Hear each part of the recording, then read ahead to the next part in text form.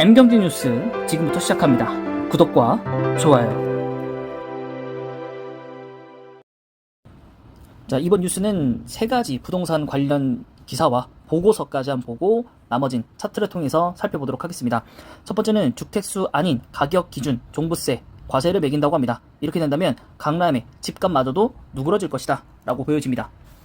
자, 다음 달 중에 세법 개정안을 발표를 하고요. 입법 절차까지 밟는다고 합니다. 사실상 문재인 정권 이전으로 부동산 세제를 정상화하겠다는 새 정부의 의지입니다. 부동산 보유세는 2020년도 기준으로 GDP 대비해서 1.04%를 차지했고요. 이것은 OECD 평균인 1.02%를 넘어섰습니다. 또한 양도소득세 그리고 거래세수도 GDP가 대비해서 OECD 평균으로 0.4%에 비해서 굉장히 높은 수치로 보여주고 있고, 보유세, 거래세 이런 것 또한 OECD 선진국 평균보다도 2배 이상 높다고 합니다. 보유세가 높다라고 알려져 있는 미국마저도 2.9%인데 한국은 3.3%입니다. 굉장히 높죠. 자, 또한 이런 것들이 잘 이행이 되면 좋겠지만은 오히려 소득 상위 계층이 아닌 하위 계층의 부담이 좀 커지고 있고요. 신규 취득자보다는 장기 보유자에게 더 크게 나타나고 있습니다. 정말 좀 아이러니이지 않을까 좀 생각하는데 왜 이런 일들이 벌어질지 잘 모르겠습니다. 그래도 우리나라에서 경제 관련해서 부동산 관련해서 전문가들 모아놓고 이 방안을 짜지 않았겠습니까? 또 어떻게 이런 일이 좀 벌어지는 건지, 물론 어느 정도 일정 부분 뭐 상위 계층에게도 뭐 수혜가 돌아갈 수는 있겠죠. 근데 그게 아니라 어떻게 하위 계층의 부담이 커지고 장기 보유자들에게 세금이 더 많이 나가는 이런 좀 불합리한 경우가 생겼는지 의문입니다. 자, 그래서 이걸 뜯어 고치고자 하는 거고요. 개편안은 주택 수가 아닌 과세 표준으로 종부세, 과세 방식을 전환한다고 합니다. 자, 세율 같은 경우에는 2018년도, 2019년도 수준으로 하향하게 되고요. 그 과정에서 누진 세율 체계 그리고 혹은 이거보다 약한 누진 세율 체계를 우선 전환한 뒤에 다시 체계를 바꾸는 것으로 결론을 내고 있습니다. 특히 주택수와 무관하게 130%에서 150%로 단일화하거나 1주택 130%, 다주택 150%로 바꾸는 방안이 제시가 되고 있고요. 종부세를 재산세와 통합해야 한다는 입장도 현재 나오고 있는 상태입니다. 다만 조정지역 추가 해제 등을 제외한 대부분의 제언 내용은 법 개정이 필요해 보이기 때문에 과연 더불어민주당의 동의가 가능할지 좀 이것이 변수라고 보여지고 있고, 제가 볼 때는 이 더불어민주당이 어쨌든 간에 이 정당의 쇄신을 좀 하려면 지금 현재 협치라는 단어로 좀 밀고 나가서 현재 우리는 하고 있는 것이 국민의힘이 야당일 때보다 우리가 더 성숙한 정치권의 모습으로 우리가 협치를 해주겠다, 약간 이런 모습을 나가줘야 다음 이제 뭐 선거 때나 이럴 때도 그래도 뭐 협치를 한 거는 정말 의의 없다, 뭐 이런 반응들이 좀 나올 수 있도록 해야 되지 않을까라는 생각을 좀 하고 있고요. 자, 거래세도 지속적으로 낮춰야 된다라고 보고 있습니다. 조정 대상 지역 다주택 양도세 중과 한시 배제를 통해서 주택 거래를 활성화시킨 것도 이런 부분이라고 좀 보여지고요. 상속세와 증여세 관련해서도 개편안을 좀 준비를 하고 있습니다. 5천만 원까지 지금 현재 성인 자녀에게 상속세를 줄 수 있고, 또 배우자 간에는 6억, 3억에서 6억, 그 다음에 직계, 비속 공제는 5천만 원으로 각각 상향된 일에 개편되지 않았기 때문에 이런 부분도 충분히 논의가 되고 있었던 걸로 압니다. 그래서 이렇게 표로 한번 보시면은 현재와 개편안에 대한 얘기들이 나와 있으니까요. 한번 좀 보시기 바라고요. 이거는 뭐 비단 주식이 아니더라도 부동산에 관심 많으신 분들은 한번 체크해 볼 상황이지 않을까 싶습니다. 자, 그 다음 뉴스로 넘어가면 규제에 묶인 대구 분양이 전멸했다고 합니다. 비규제 이천과 원주는 원정 투자까지도 몰린다고 하는데요. 이 내용을 한번 더 살펴보도록 하겠습니다. 자, 집값을 잡기 위해서 규제 지역들을 대상을 선정을 했었죠. 근데 이 부작용이 전국 곳곳으로 나타나고 있고, 일부 규제 지역에서 집값과 청약 경쟁률이 급락을 하고 있는 상황이 펼쳐졌고, 그로 인해서 미분양이 속출하고 있습니다. 비규제 지역은 오히려 투자자가 몰리면서 풍선 효과를 만들고 있고요. 그 중에 가장 대표적인 것이 대구인데요. 대구 아파트 값은 32주 연속으로 하락세를 벌이고 있고, 2021년도와 비교했을 때 3억 원 정도가 떨어졌습니다. 1년 만에. 대구 분양시장은 더욱더 참담합니다. 10개 단지가 모두 미분양이 났고요. 대구 아파트 청약 경쟁률은 0.4대 1로 불과하기 때문에 어떻게 본다면 뭐 현재 시기에서 집이 없으신 분들 같은 경우에는 대구에 좀 괜찮은 그 지역에 청약을 넣으시면 오히려 이게 더 빠르지 않을까 생각을 좀 합니다. 거기에 이제 8개 구이거나 군에서 모두 조정 대상 지역으로 분양권 전매 제한, 그리고 대출 시 총부채 상환 비율인 DTI 50%, 그 다음에 주택담보대출 비율인 LTV 9억 원 이하 50%, 그리고 9억 원 초과는 30% 한도 등 규제를 받고 있고요. 아파트 공급량도 많은 상황에서 규제까지 더해져서 시장이 장기적으로 침체가 되어가고 있습니다. 울산 역시나 부동산 이 시장이 침체되어가고 있고 세종도 마찬가지라고 합니다. 다만 세종의 경우에는 분양가 상한제 지역으로 분양가가 시세보다 낮고 그 다음에 인근 충남에서 새 아파트를 찾는 투자자들의 이동으로 분양 경쟁률은 높다라고 나와 있습니다. 이제는 비규제 지역인 원주 경운 올해 아파트 청약 경쟁률이 28대 1을 기록했고요. 이천은 지난해 외지인들의 투자가 크게 늘기도 했다고 합니다. 경강선으로 판교까지 이어지는 입지라서 인기가 상당히 몰리고 있다고 합니다. 다음은 내일 새 정부가 투기 과열지구 해제 첫 논의를 하고요. 161곳 중 어디가 풀릴지 주목을 하고 있는데 대부분 여기에 좀 관심을 보이지 않을까 싶습니다. 조정지역과 그다음 투기과열 지구 해제 논의를 예정인데요. 수요 억제 방점을 찍었던 문재정부와 달리 탄력적인 정책 운영을 할 것으로 보여지고 있고 지난해 8월에 경남과 창원의 일부 지역이 투기 과열 지구에서 해제가 된 뒤 변동이 없습니다. 1년간. 자, 이것을 일부 해제할 것이라는 기대감을 갖고 있는데 그 이유 중 하나는 부동산 경기가 한풀 꺾였습니다. 인플레이션 때문에 사실 이런 것들에 대해서 어느 정도 구매 여력이라든가 이런 것들이 좀 떨어졌기 때문인 것도 있고요. 물가가 폭등하면서 모두 규제 지역 해제를 위한 정량 평가도 요건을 충족했다고 합니다. 하지만 전면 해제할 경우 다시 한번 집값을 올릴 수 있기 때문에 제한적으로 규제 지역을 해제한 뒤에 시장의 반응을 보면서 추가적으로 하겠다라는 거고 지금 그 중에서 이제 하나가 바로 대구일 거고요. 그다음에 울산 요 지역들이지 않을까 싶습니다. 아까 위에서 보다시피 미분양이 많이 났기 때문인데요. 네, 그리고 나서는 전북, 그 다음에 전주, 그 다음에 전남 여수, 충북 청주, 충남 천안 등 서울과 경기도 등은 규제 해제는 하지 않을 것으로 좀 알려져 있습니다.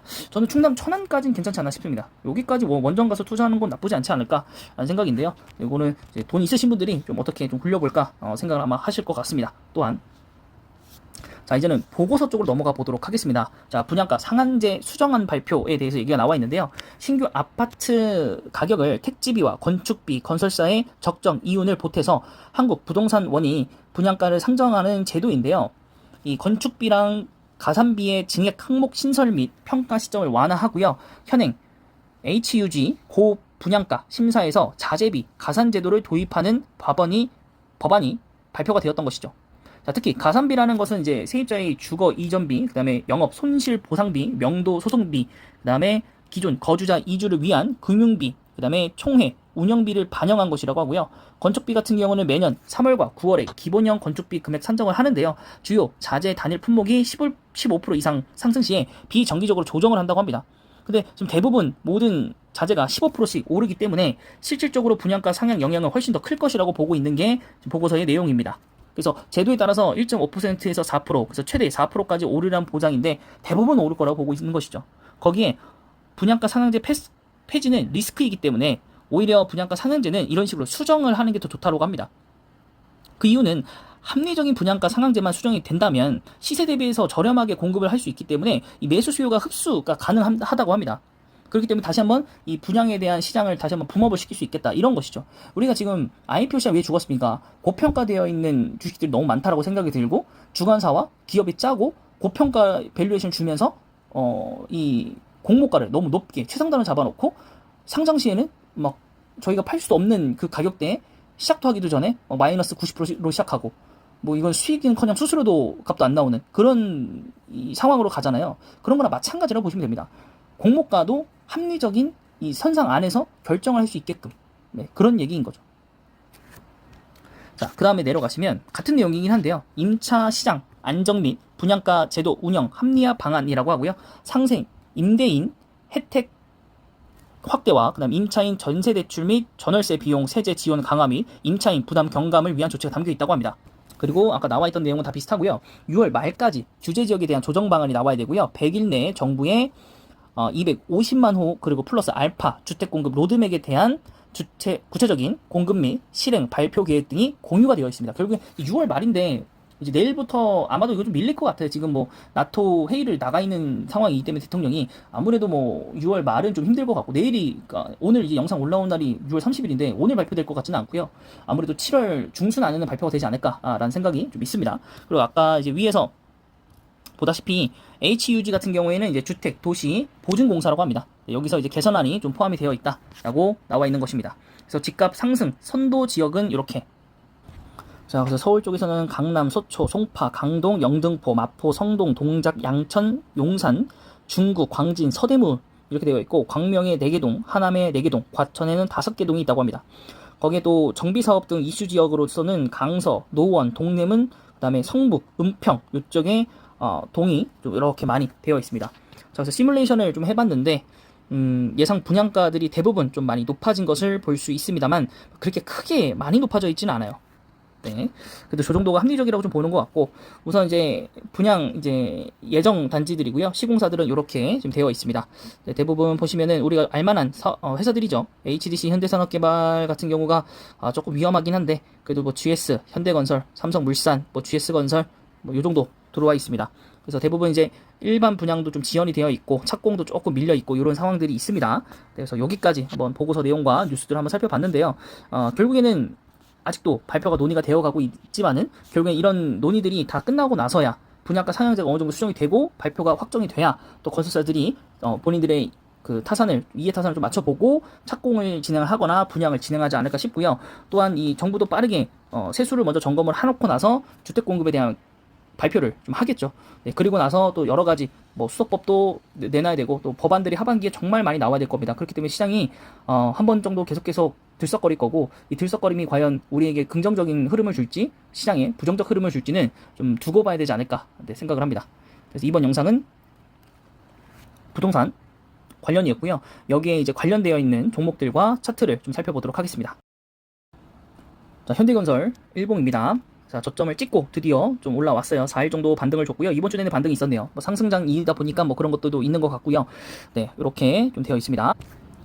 네, 월봉상으로 보셨을 때도 뭐 그렇게 크게 반등의 느낌은 나진 않지만, 네, 그래도 앞으로 하반기에 조금 변할 여지는 남아 있습니다. 자, 우선 외국인의 매도세 그리고 기관의 매수세라고 좀 봐야겠죠. 그래도 네, 매수세 정도는 나오는 것 같아요. 이런 식으로 봤었을 때. 네, 근데 이제 하나 이제 좀 보셔야 되는 건 현대건설이 뭐 모멘텀은 많아요. 지금 이것처럼 분양에 대한 주택 사업들에 대한 모멘텀을 갖고 있고, 두 번째는 오늘 올라간 영상에는 하지 않았지만 소형 원전 모듈에 대해서 사업을 또 하고 있습니다. 참여가 되어 있고, 그런데 이제 문제는 오늘 발표가 났죠. 현대 오일뱅크가 상장을 합니다. 현대오일뱅크는 이제 HD 현대 자회사로 있기 때문에 현대건설과 상관은 없지만, 이게 끝나고 나면 언젠가는 이제 현대 엔지니어링을 다시 한번 상장을 시킬 거거든요.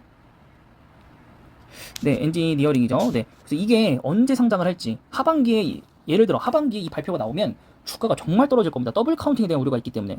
그 더블 카운팅에 대한 우려는 이 코스맥스를 보시면 아는데, 이 이스트 코스맥스라고 코스닥 시장에 상장을 하려고 하는데 그게 중국 법인을 상장을 시키는 겁니다. 알짜 회사다 보니까.